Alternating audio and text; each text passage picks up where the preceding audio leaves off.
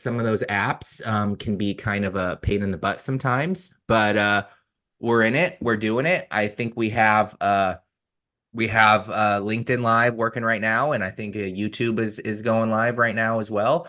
So welcome everyone. We've been kind of doing some things here at Creative now, Jim Mark, as we've been kind of changing things around. And so before we get started, I want to announce our guest on to the show. Why don't you tell everyone a little bit about yourself? Hi, my name's Cuoco Black. Some of you know me, some of you may not, but I'm essentially sort of a gym conceptual designer. So my brand is helping gym owners create different gyms than what everybody else is doing. So that's the short expression. We're going to do a lot of these throughout the next few months at the very bare minimum. So everyone that's on here, they'll be familiar with you. So we don't have to, on your channel, on my channel. So we don't need to announce everyone every time. But before we get off on the topic today, I kind of want to talk a little bit about where we're going to be kind of pivoting our podcast and some of our things that we are doing internally. A lot of you may know that we are at full grind here and starting to work with leaders in the gym space. And so I want to change the podcast and what we're doing to much more of a gym business focus cast. So with that said, a lot of the newer guests that are going to be on, we're going to have some repeats like you, but we're also going to start bringing on, leadership roles, area developers, marketing directors within the gym space. And we're going to be doing that just so we can start building up this new channel in more of a business oriented type of way. And so what the cast will be called, it's still kind of up in the air, but we're kind of changing it to Gym Break. I think Gym Break is a good name for it. I've noticed that when I actually go to the gym is when I have a lot of my great ideas. And so I figured, hey, why not have the podcast be called Gym Break? And so that's kind of where we're going to be pushing the cast from now on. Anyone can find that cast on any of the channels or on our YouTube channel. Just look for me, Zach Coleman Official, and you can find our cast and our lives and all that fun stuff. But let's kind of get into it. I really want these live casts to just be kind of, us just ranting, to be honest, especially with all of the other people and guests we're going to have on in the future. And so I thought it would be a good idea for us to start doing these live streams around people in the industry like you and myself, being in the industry long enough and seeing certain trends, mistakes, everything across the board when it comes to developing a good gym brand and helping these leadership roles within the gym space start to leave their mark on their customers and their members. And so today I kind of thought, you know what, let's just wing it. Let's just go off with the topic and we'll kind of pick more topics down the road. But me and we both decided ourselves, let's just kind of go off of like common mistakes. I'm very big component on understanding certain things that happen within certain stages of gym growth. And so today, I think it'd be safe to say, let's kind of try to see some common mistakes and just kind of rant through those for gym owners, going from stage 2 to 3, going from that, hey, I'm getting out of validation mode and I'm getting more into, starting to really build a culture, a team, a experience for customers. And so I'll let you kind of take it off. Within that market, like how many gyms have you kind of seen in that market, and what kind of gyms and leadership roles, what kind of mistakes have you kind of seen when you've kind of gone through your To back up processes? just a second, I want to get clear when you're saying we're moving from, was it second to third? Yeah. Um, how do you define that basically? Because I want to be on mark. Oh yeah, and it should be good for everyone to know it too. You know how it is when you're in the industry long enough. Sometimes you say things. So for anyone on here who's kind of wondering the different stages, and so The way I have seen, not just in normal businesses, but in gyms specifically within this set of numbers, is stage zero of gym growth is usually startup. They're starting off. They're either using their own money or they're just starting from scratch.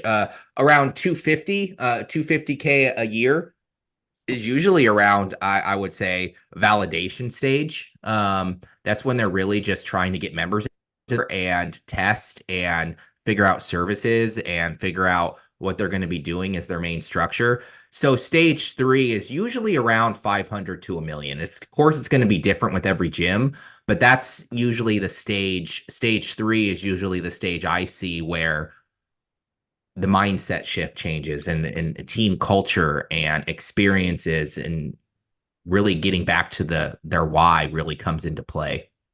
Yeah, that's great because I think that you're sort of defining sort of the timeline of where different gym developers brands might be. And however, I'm seeing, at least in my wheelhouse, that I'm working with from zero to one, starting in two, and not so much people late in their business model.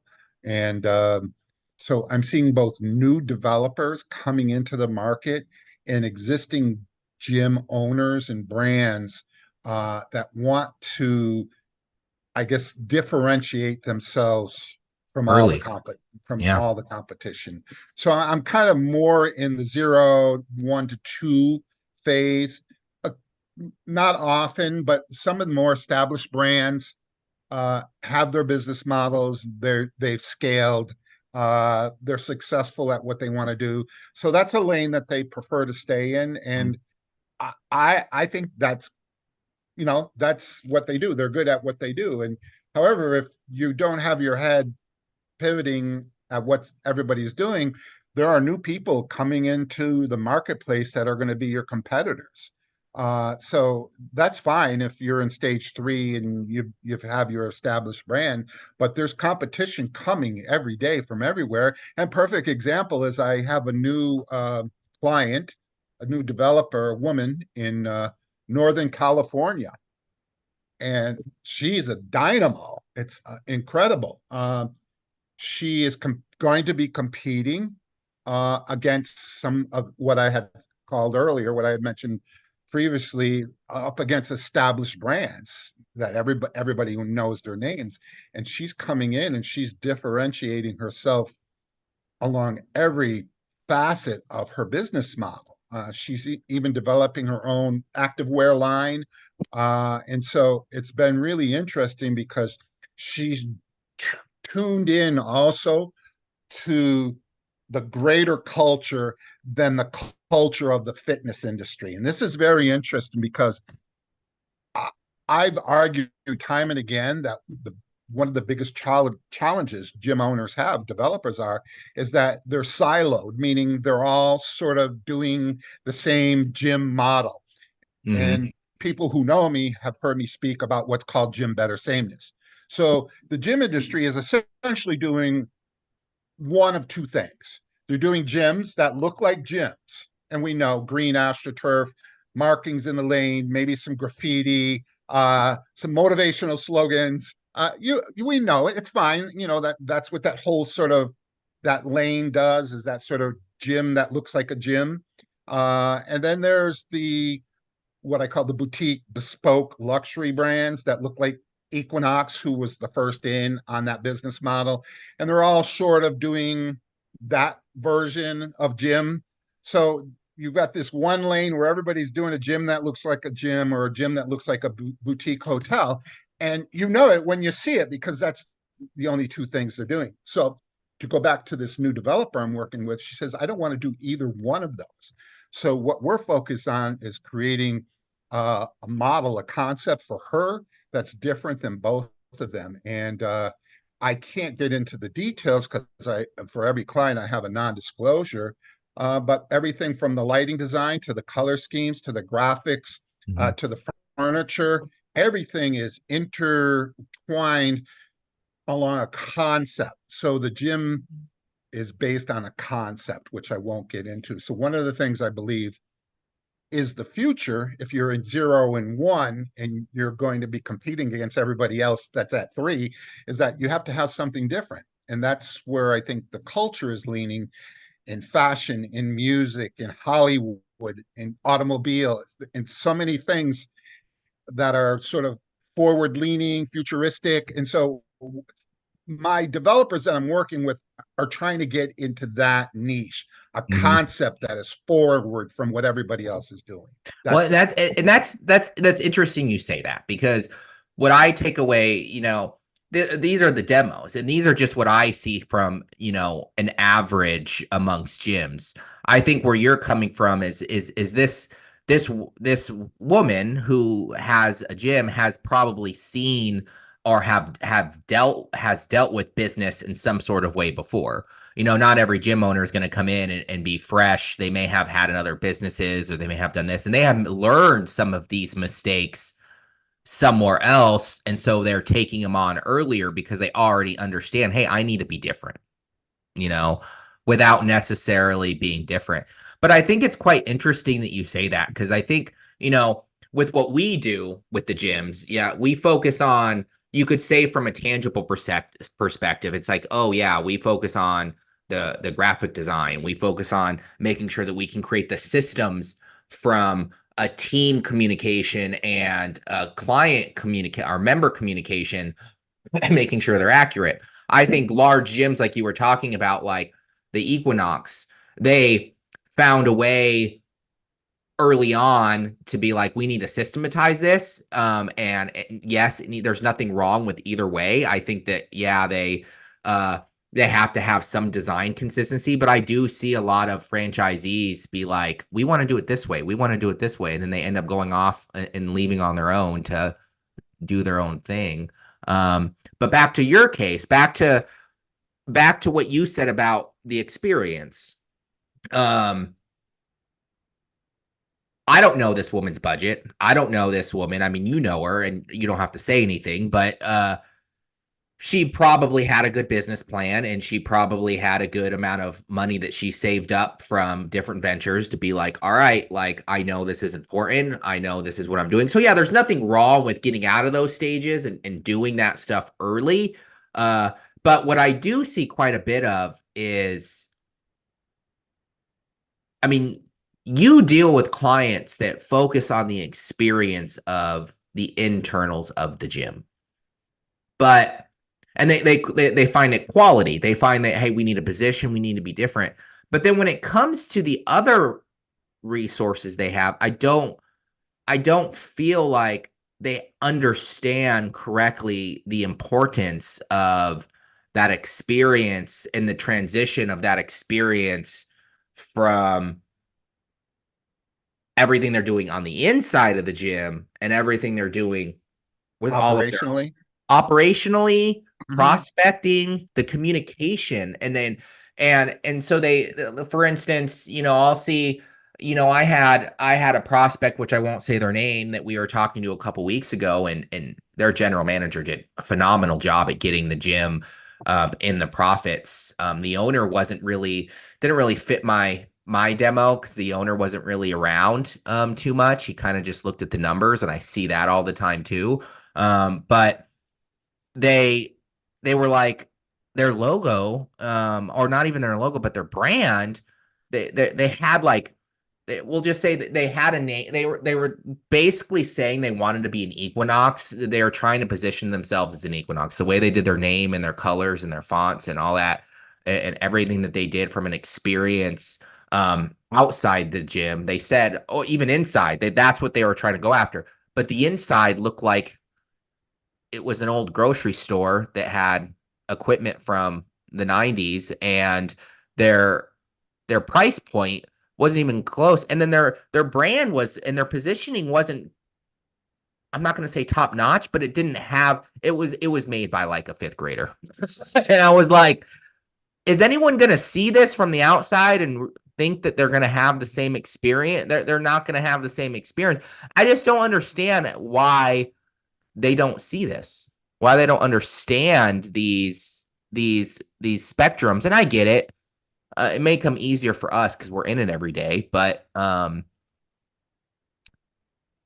Well, what do you think some of those common trends are that are getting gym owners to not pay as much attention to their internal processes and their communication as much? Like, what do you say for those gym owners that don't want to be unique, do not want to be different, and just kind of want to go with the flow and like say, hey, I'm doing this just because I that's what everyone else is doing?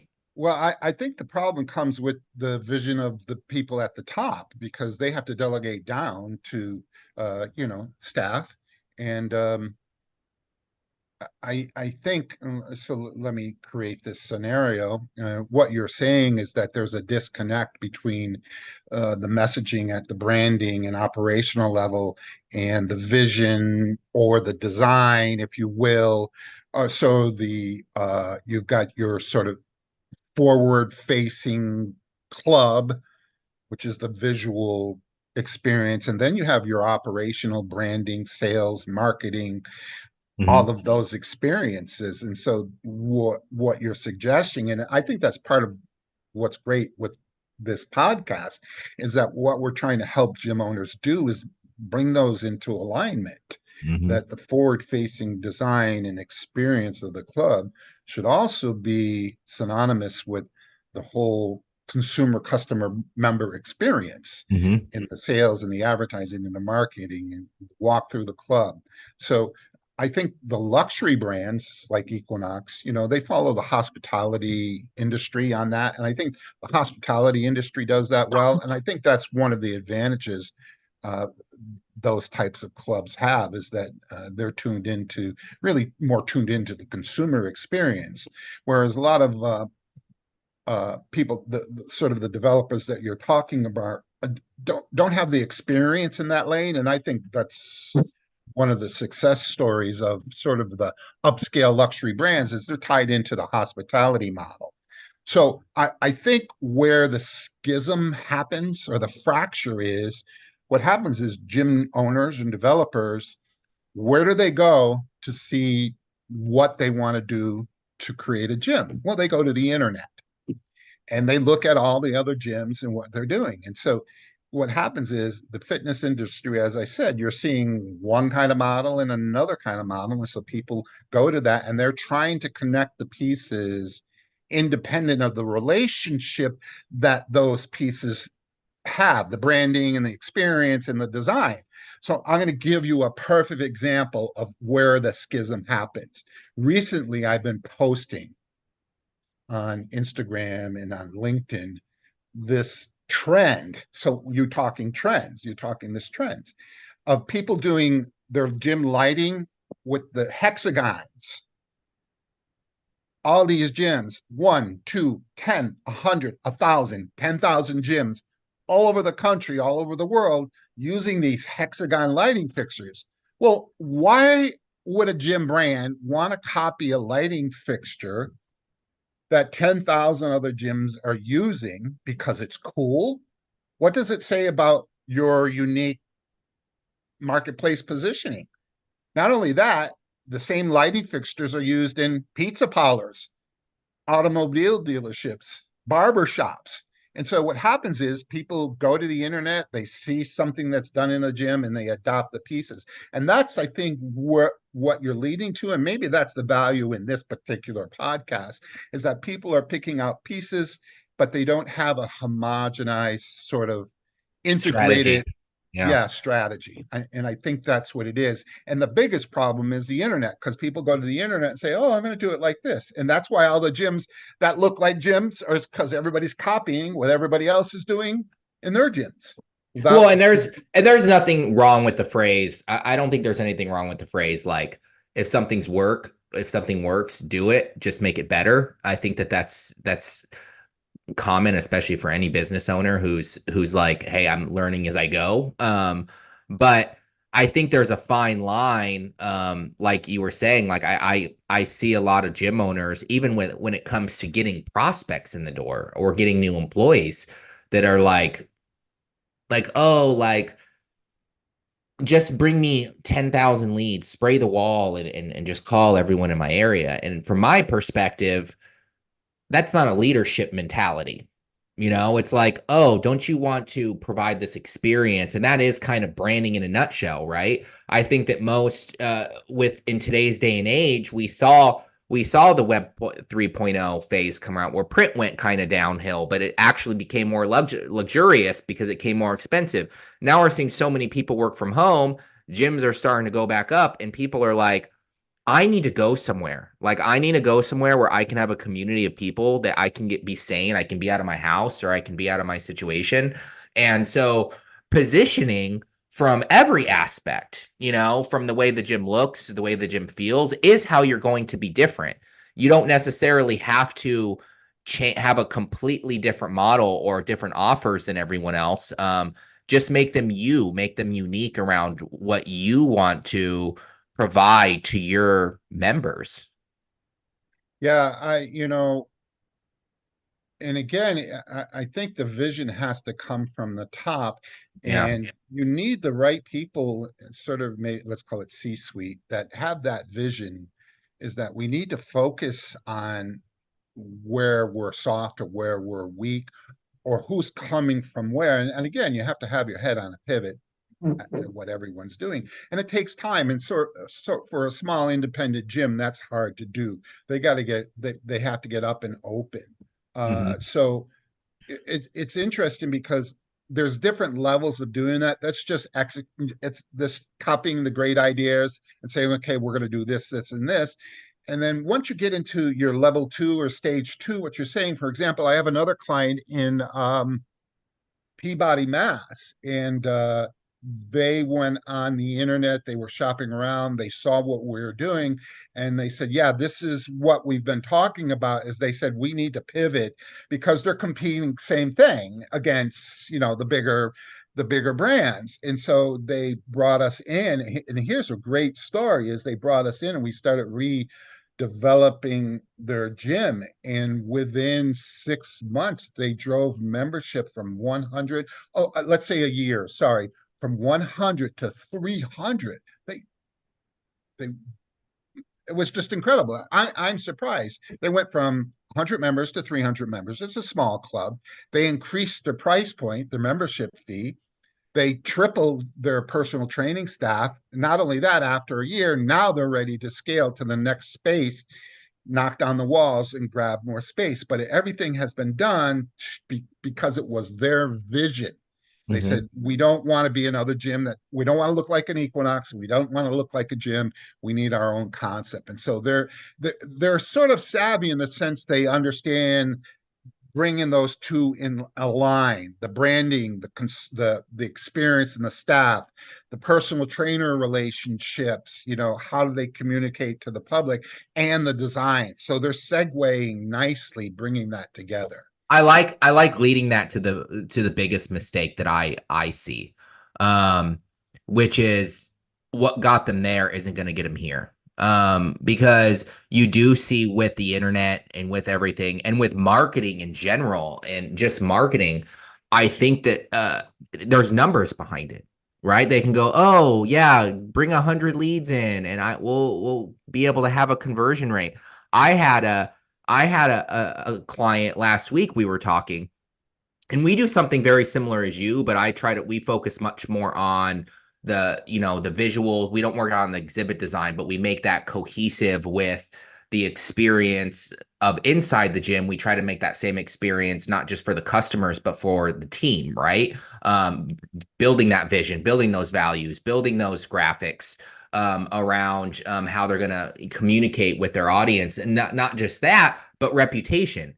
And he came to me and he was like, I'm just confused here because, we were doing SEO for him. And I look at SEO from a reputation standpoint. Warm marketing is the best way to try to bring in leads. I do, because you're building an experience. You're bringing people in that find your gym and go, this is where I want to go. And when they can see those ratings and they can see that you're number one on there, and then they see the positioning of the inside of the gym and they're like, this is where I want to go. That's what's going to help you bring in clients, right? And his stats were up all across the board, but it's warm. And so he was like, oh, this other gym closed down. And we doubled. We doubled last year. And he Okay. focuses very heavily on his experience, and we focus very heavily on the reputation. But he's like, how can we contribute this to the SEO side? Like, how can, like, I don't see it. And I'm like, 95% of those people didn't just say, "Hey, I want to work with you."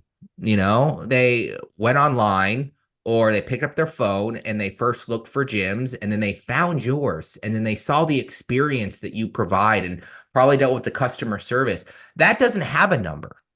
You can't you can't Right. come in and say this. And so I think that the mistake that most people have, gym owners in specific have within these stages, is they're afraid to let go and take away control of these numbers that they think are going to be what moves the needle, and look more at their team and their momentum and their experience as a guiding factor. I mean, you said it. You had a client that had created a vision, had this experience that they provided, and within a year they doubled. They could have easily came to you and said, "Oh, we can't contribute it to the inside of the gym." Well, heck yeah, you can. Yeah. Like, They said it. yeah, They said if it wasn't for the design, we wouldn't be able to do this. And they had people. There was a dance studio next door, and they said for 10 years, the people in the dance studio, or whatever, 2 years, you get my point. Were walking by. Not until we redesigned the lobby did the first people ever come in and say, "What are you guys doing here?" They completely flipped what was pretty much a non-event into an experience, what I like to call destination experience. So that's one of the things we're trying to do, is help gym owners create these destination experience, these cool gyms. And so I'm not sure if I'm moving away, but I'm sort of leaning into what your yeah, argument because is. I don't want, if there's any gym owners or marketing directors on here, I don't want them to just think we're on here preaching the importance of great design, because design in all matters is important. But I do think that um branding in itself, and it comes in many forms, and it's very in sync with business. Like you said, there's internal stuff, there's external stuff.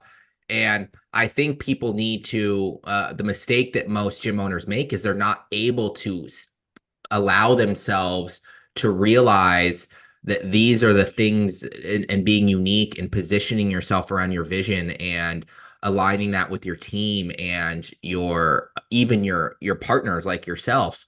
I mean, how many prospects have come to you and you're just like, "Yeah, you don't match my values. Like, I don't know if I want to work with you, man."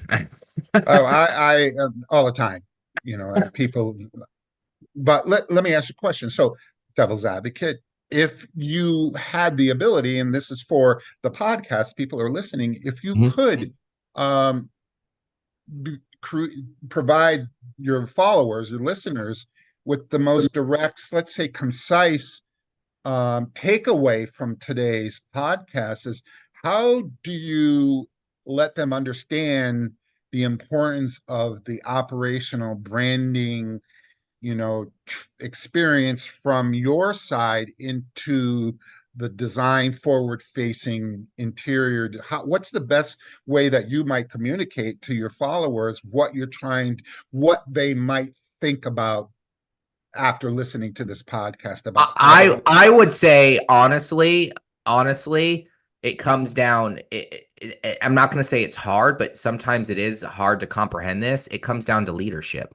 I think it comes down to the way you portray yourself, and um, the way you're portraying your vision and your position in the market is going to be what gets you to the next level. If that be with leading by example and pushing your values and your position to your team, through communication or through uh, graphics, whatever it may be. That's what you need to start looking at yourself as, is much more of a leader. Get back to your why. Get back to why you built this gym to begin with. What experiences do you want to provide? Because I think that so many gym owners get caught up in, um, they start the gym, they just want members.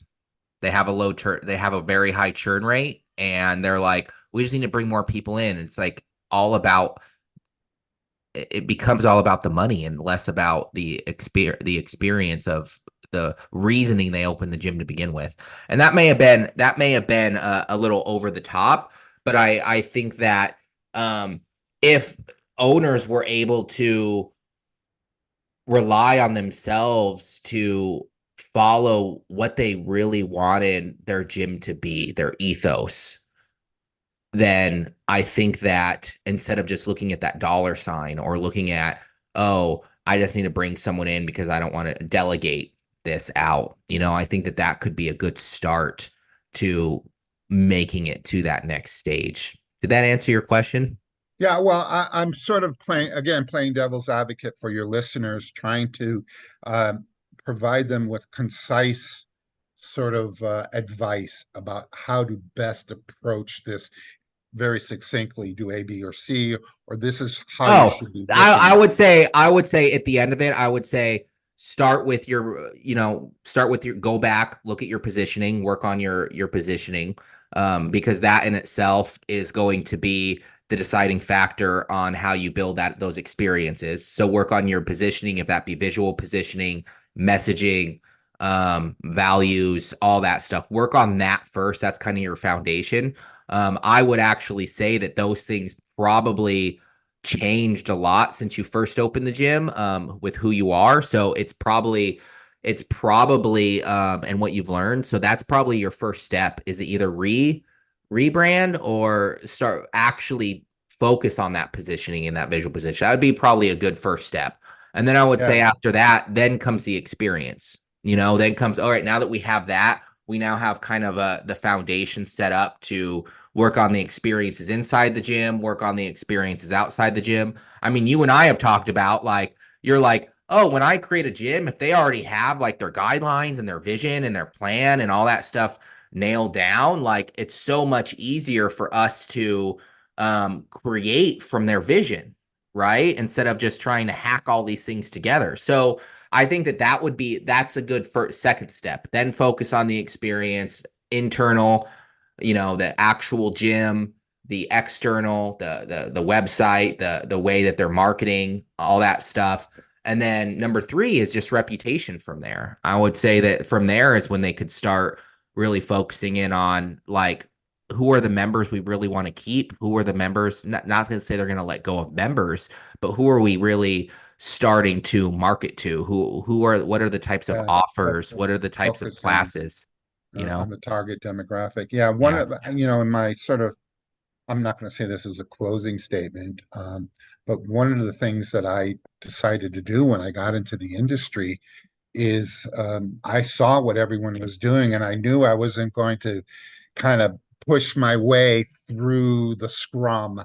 Through everybody was doing the same thing, so I had to jump over what everybody was doing, or I'd just still be doing what everybody's doing now. And so one of the things I started doing is looking outside the fitness industry for my inspiration. So like Disney and Tesla and Apple, so many, Red Bull. And I look at all these brands and how they position themselves and how forward they are with their vision.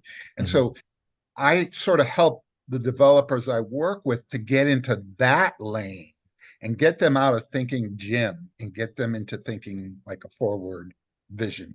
So I think that's an important takeaway. Well, and I think that's a good ending statement that it's not just gyms, right? Like you've seen the importance of finding a vision and then relaying that to your team and pushing that stuff. And so I think this happens to everyone. And I think with gyms, it's just, there's a time now, especially with the internet and with everyone thinking, hey, I just need to go online and we do digital marketing. I do digital marketing for a living and I'm trying to push people to understand that digital marketing is an experience and the way you Mm. provide certain experiences are going to be related to you and how you do things. And now is the time. Now is the time for gyms to be like, "Hey, I need to be unique. I need to position myself and I need to start building a community.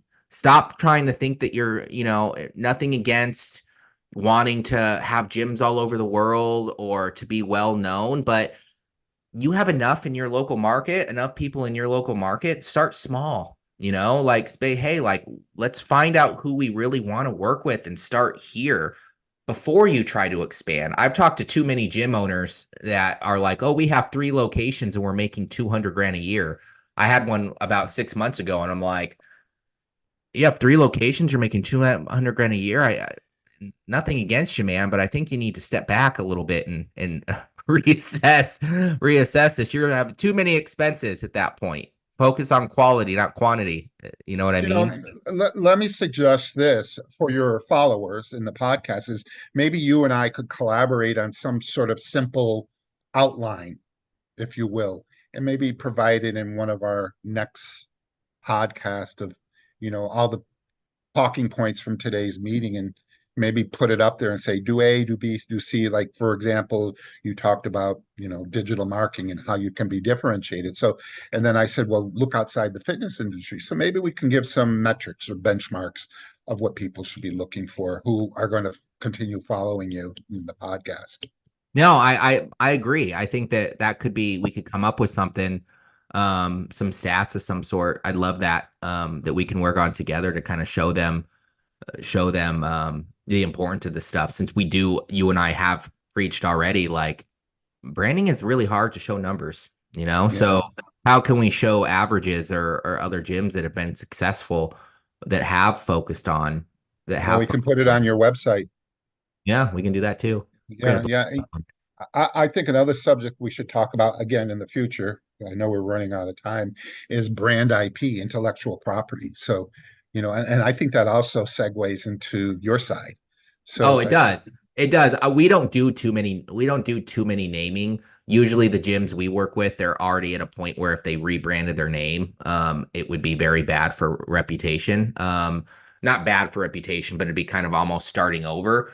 It has happened and it does happen with a revamp or a rebrand, but um I've seen very rarely. It's more of, hey, we can reposition you, not just with your name. But yeah, that's definitely an important thing. I mean, I just it took me 20 minutes to find my IP for our validation of, Jim Mark, and I was able to go on and do all that stuff pretty fast. But that's just because I do it on a daily basis, right? So, yeah. um, So if there, I'm sorry, I didn't mean to interrupt, but you think Twitter went to X, and didn't Dunkin' Donuts go? Dunkin' went to Dunkin' from Dunkin' Donuts to Dunkin' or something. So, and again, those are big brands with a lot of financial clout. So, maybe it's easier on my side with the visual branding, but or IP, I should be saying. But I think that's something we could bring to your audience in the future is, let's look at, you know, how we might bring those two together. Because I always think that if we're going to be helping your followers, then how can we help them from both sides, from what your side is and what my side is, and try to, it can't be 100% every time, but we can tick boxes that will help them step up above the competitors. yeah, definitely. And we will have more guests on too. I don't know if we're going to go on to three or four people at a time, but we do have, accountants that work with gyms and other people that work with gyms too. We'll continue to try to bring on other guests as well and try to get it from all angles, get the averages from all angles. But Yeah, yeah, yeah. I think that's a good segue to end today. We've already gone over 10 minutes. See, I told you these things we can become chatterboxes with these things. But we'll be doing this probably about every 2 weeks. So anyone who's listening right now, why don't you tell everyone just off the bat where they can find you? Oh, it's simple on Instagram, Gym Designer. That's at Gym Designer. It's pretty simple. As soon as you find the page, you can see up here the kind of stuff that you'll see if you know my brand. So, well, that's it. Thank you very much, Zach. So, thank you all your followers. I guess if you have any questions, just forward them to Zachary, and we'll see if we can help you. Yeah. Again, we're going to be doing this of every 2 weeks, kind of informal. I'm trying to do my best to just make sure that we're ranting away at things that, from an expert level that we've seen and are done or have heard, through all, trends, all that stuff. And so we'll start coming up with a much more much more routine style, like what topic should we do and stuff moving forward. But I thought this was a good one just for us to get ramping up. And so again, thanks for being on, and we'll talk again in a couple of weeks. Okay, thank you. All right, you have a good one.